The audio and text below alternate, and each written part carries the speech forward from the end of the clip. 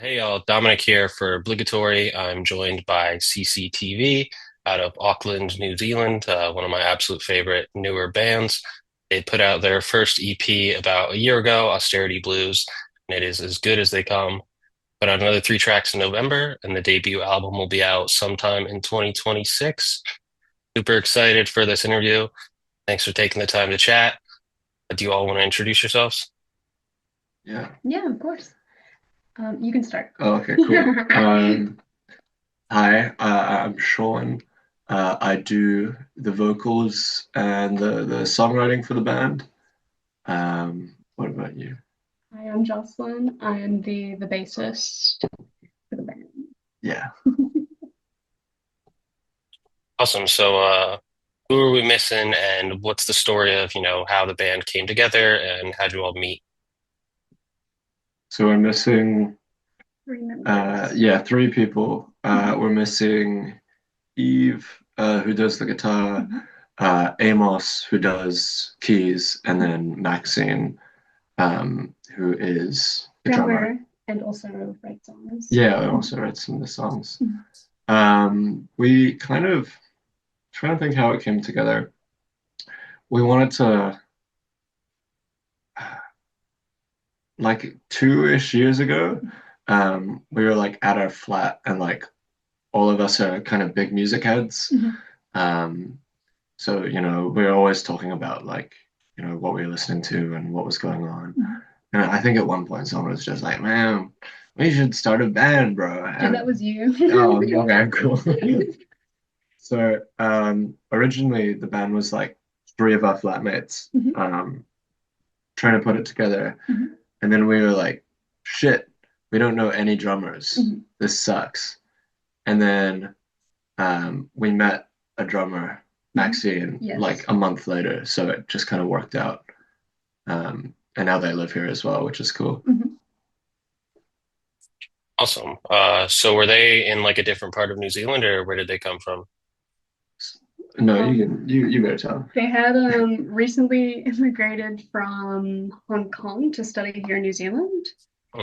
Um, So yeah, we'd met them through one of our other friends who also lived in Hong Kong for a while and then came to New Zealand for their degree as well. Hmm. Um, yeah, and then after we met Maxine, one of the the original members went to Wellington to study film, and then Yeah, that's Eve right. was already one of our friends at the time, and she played guitar, and we were like, have you come along? Um, and then we also already knew Amos, who is one of our friends from school. Because Yeah, apart from Maxine, like pretty much everyone went to school together, which is cool. Jocelyn picked up the bass for the band, like she didn't play instruments before we yeah, started, which is pretty cool. Um, but yeah, yeah, and then it just kind of came together, I guess. yeah. Cool. So you said kind of the source of inspiration was just all being music heads and talking about different music. So my next question is related to I saw a comment left on the Bandcamp page for Watch that meant references the AK-79 New Zealand punk era. And I've been giving that album some burn the past few days. And I was wondering if that is something you all are fans of or influenced by, and maybe some other recommendations you want to give to someone looking to learn more about, the Auckland music scene, whether that be historical or current. Yeah, for sure.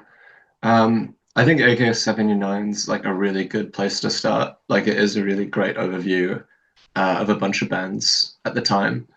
Um, I'm trying to think what else you could show to someone. There's a really, I mean, the best thing for anyone trying to get into New Zealand music is we have this awesome website called Audio Culture, which is just like Mm, pages and pages of essays on different bands yeah. from throughout the years. Like, because it's a really small country, so everyone knows each other, Mhm. and getting like testimony or interviews or evidence or whatever is like really easy. Um, I actually, I don't know if I've ever told you this story. We were like I don't know if it's on AK-79, but there's this like pretty famous, well, maybe famous in New Zealand, Yeah. punk song called Suicide 2. And it's like, there's a Oh. bridge here in Auckland called Grafton Bridge, and the Mhm. chorus is like, jump off Grafton Bridge. Um, and my best mate was like chatting about it at a friend's house, and then his dad came out and was like, yeah, I played guitar on that song. Yeah. So yeah, but definitely audio culture and AK-79 are really good places to start. Yeah. I'll definitely look into that. I wrote that down because, like I said, I've been checking out AK-79 and like I know I think the Beths are from Auckland as well, if I'm Yeah. not wrong. Yeah. But outside of that, like not too familiar, but obviously you guys have some great stuff. The Beths are great. AK-79 is good. So far, pretty good track record. Yeah. Mm. And then my next question is, how'd you settle on the name CCTV? I know, like the issue of mass surveillance that kind of looms over all of us is something that's come up in some of your music. So, I'd love to hear some thoughts on that and whether or not there's any alternative meaning or significance behind the name, or if that's kind of the driving force. So it came about when so I used to back when we were in school, I was in another band that was like a psych rock band or something. And when we were picking the names for that, or the name for that, I was texting my mate Seb, and I was like, "Bro, we can't think of any band names. Like, give us a band name." And one of the ones he sent was CCTV, and I was like, "That sounds awesome." Um, and I was like, "Oh, yeah, we should do that." And then the person running the band was like, "No, that's like they'll think we're like a government, like a company or something." And I was like, "Okay."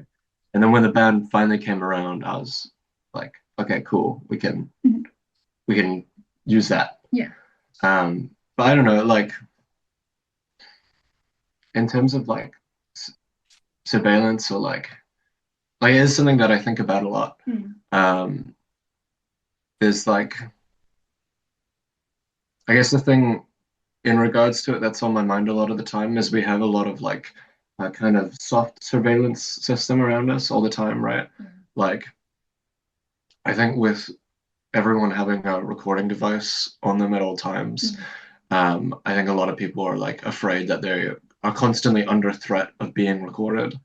It's kind of like, it's like a freaking panopticon or something, Um, and I think that does some really not good things to like how people are willing to express themselves or like Yeah.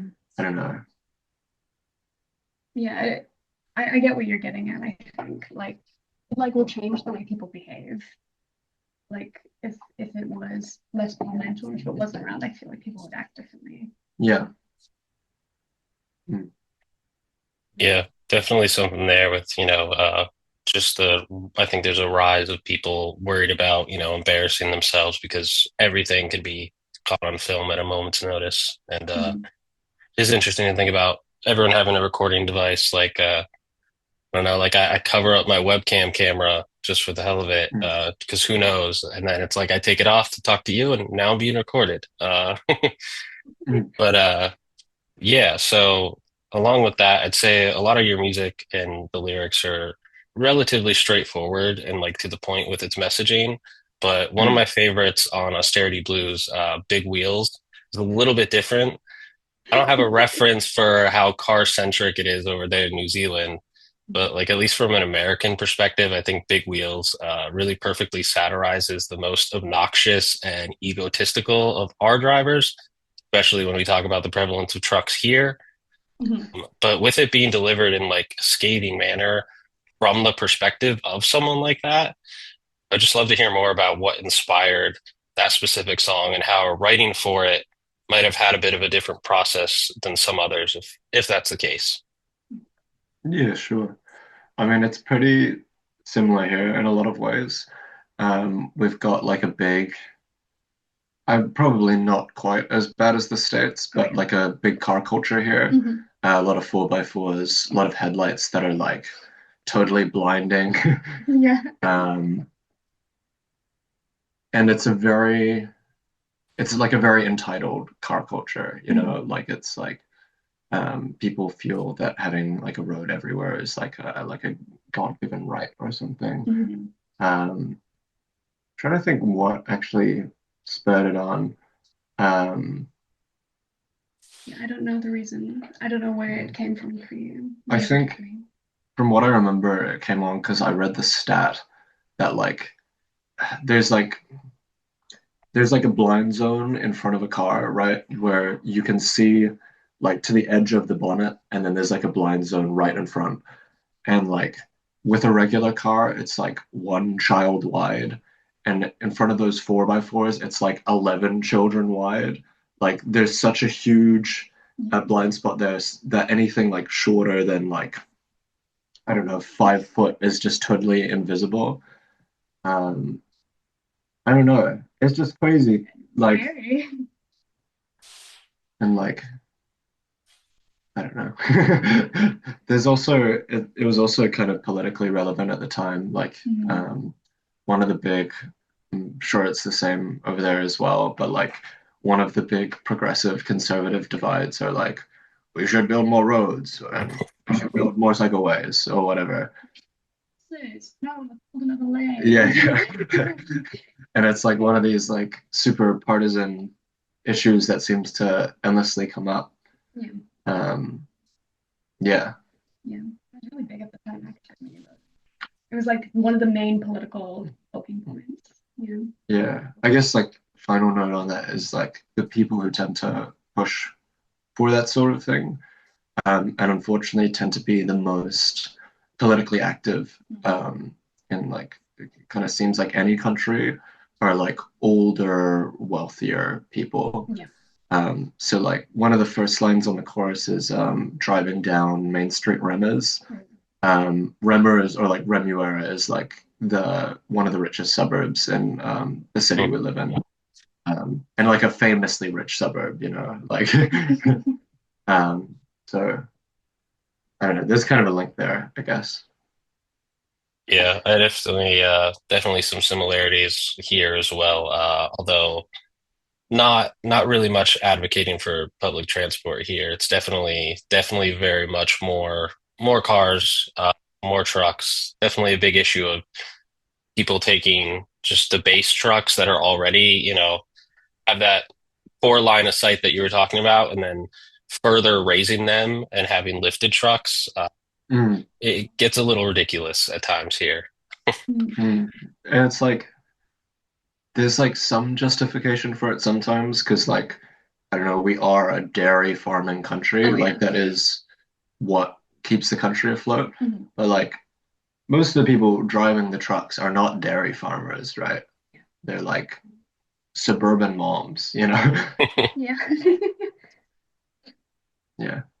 Yeah, I did a little research into kind of thinking about that question. I was honestly surprised at like I think it was like the Ford Ranger or something. It was like one of the best selling cars, and I don't know, I think of like big trucks as such a uniquely American thing that I was just Mhm. surprised to hear that they seem to be growing in popularity elsewhere. Mm. Yeah, it's like I think it's one of those things as well that you just needs to be like can only be solved through being regulated. Yeah. Because from like talking to like regular kind of people about it, like not insane car guys specifically, but like normal people who also happen to do this. The one thing I hear a lot is that they're kind of stuck in this like car arms race where like if they're driving like a normal car and they get hit by like a Ford Oh Ranger, yeah. they're like obliterated. But if they're also in a Ford Ranger, then I don't know, maybe their kids aren't like turned into mist, you know? Um, Mhm. and like you can't really solve that without just like banning or at least restricting those kinds of vehicles to the Yeah. people who actually like Just not. might need them, right? Mhm. I don't know. That seems like reasonable to me that you don't want your like kids to be killed in a car accident, Yeah. but it's unfortunate that you know they have to do that. Yeah. So another question relating to like I guess New Zealand politics that I did some looking into, but obviously lot to learn. I still pretty much know nothing.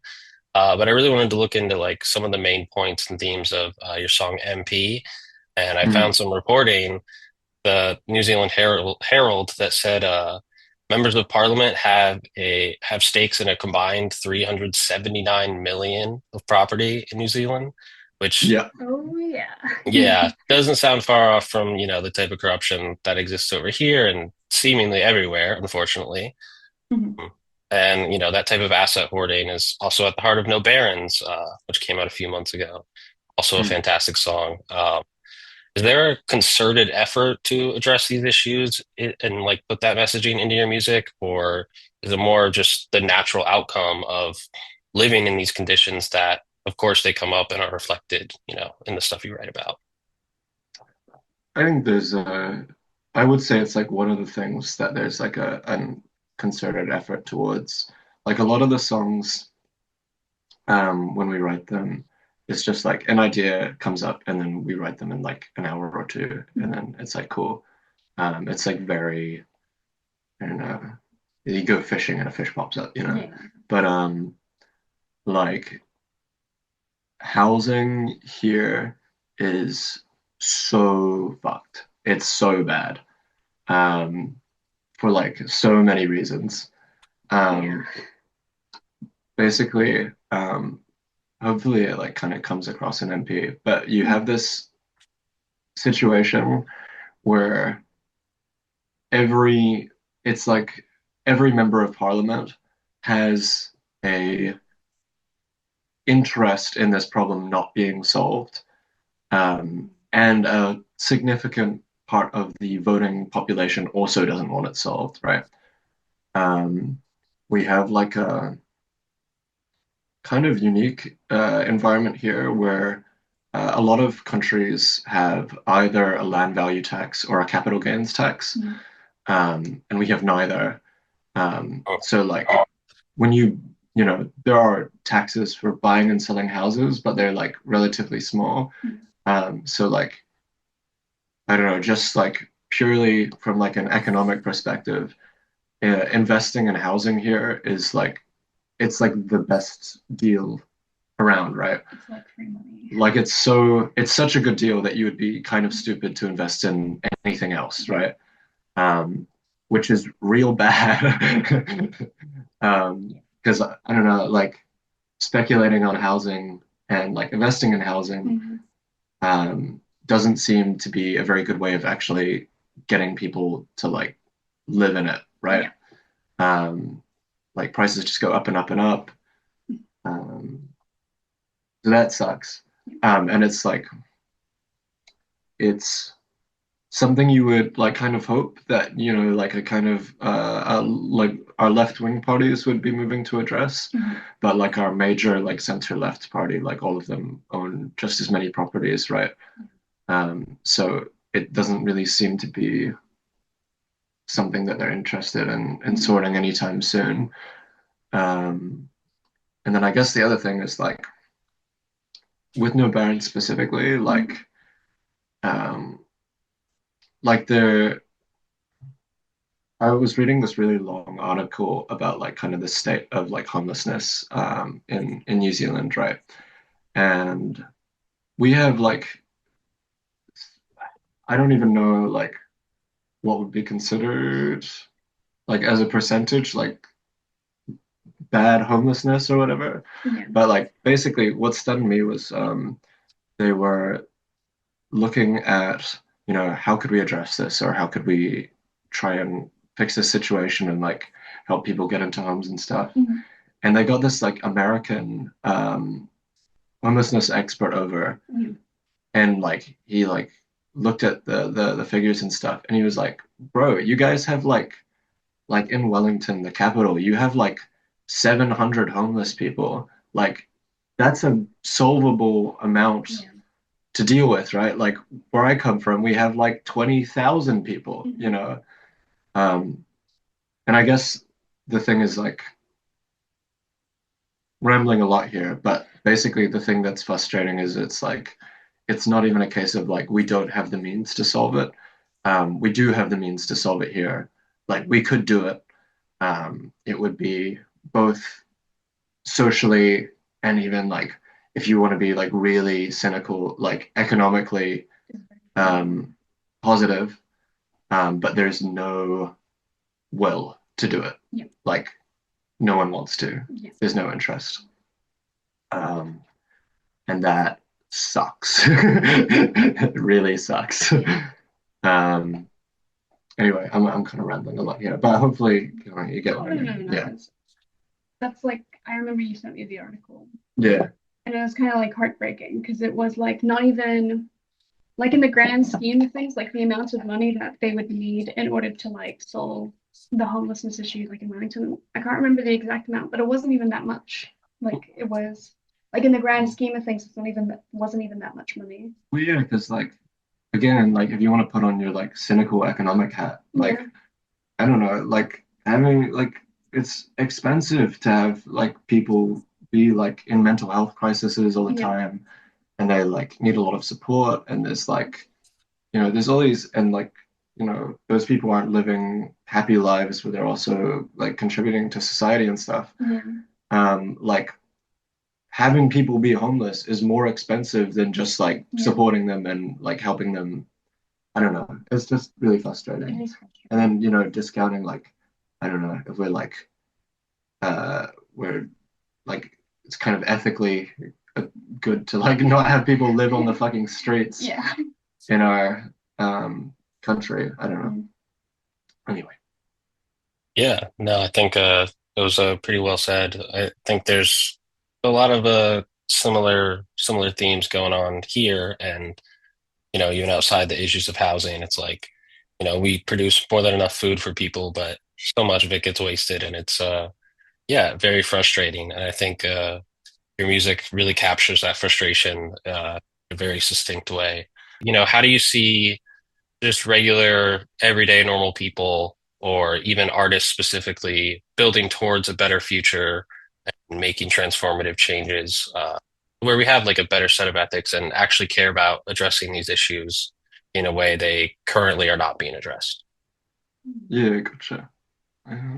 It's a good question. It's a tricky one Mm. because we've talked about like our opinions on like the current like activism scene before. I don't know. It's really hard, basically, is the like gist of my thoughts. And it's like a kind of complicated feeling because like it seems looking at like the past however many years like kind of seems like artists can't do very much you know like there's this quote from like Kurt Vonnegut where he's like during the Vietnam War like all artists were like like a laser beam Yeah. like against the Vietnam War and it was like throwing a custard pie off like a step ladder like it didn't do anything right um I don't know you kind of hope that like your messaging or like what you're saying is like Maybe like register. yeah or like registering or like sitting in people's brains and like making change that way um but like I don't know right. It's hard to see like art actually contributing to any actual sort of change. Yeah, I feel like acting or like doing things by action is probably more impactful. yeah, I mean to I don't know to balance it out Yeah. like to be positive at least like I can't speak to anyone else's experience but like I know like listening to music and like dealing with people's like thoughts and ideas and experiences have definitely personally helped me have like a better understanding of like the issues in the world around me, right? Like it's one thing to like hear shit on the news, and it's like another thing to hear someone who is dealing with the thing that they are with that sort of situation or event express their experience through art. Um, I also think there's like a lot to be done with music as a kind of rallying tool. That's Um, true. like we've seen I think we've seen a kind of interesting uptick recently of like kind of benefit shows and like Mhm. shows to support like charity or Mhm. local aid groups. I've been seeing a lot of that in the States recently in response to the ice raids and stuff. Mhm. That's like fucking awesome. That's so cool. Yeah. Um, I think if artists want to like make real, like observable change, Mhm. they probably have to look beyond like the music itself. Like it's not Yeah. enough, basically. I think that's Yeah, you have to use it as a vehicle Mhm. to go further. Yeah. Yeah. Um, yeah. I think that was well But said. Yeah. Oh, sorry. sorry. I'm just like thinking back on what I said. I realized that I guess music and art all do have an important part in playing awareness and perspective, like you said. Like, although I'm not big on like Banksy's work, his like recent. I fucking hate Banksy. Yeah, I'm not big on it either. But whatchamacallit, it did make like his like recent painting outside. Was it London Parliament?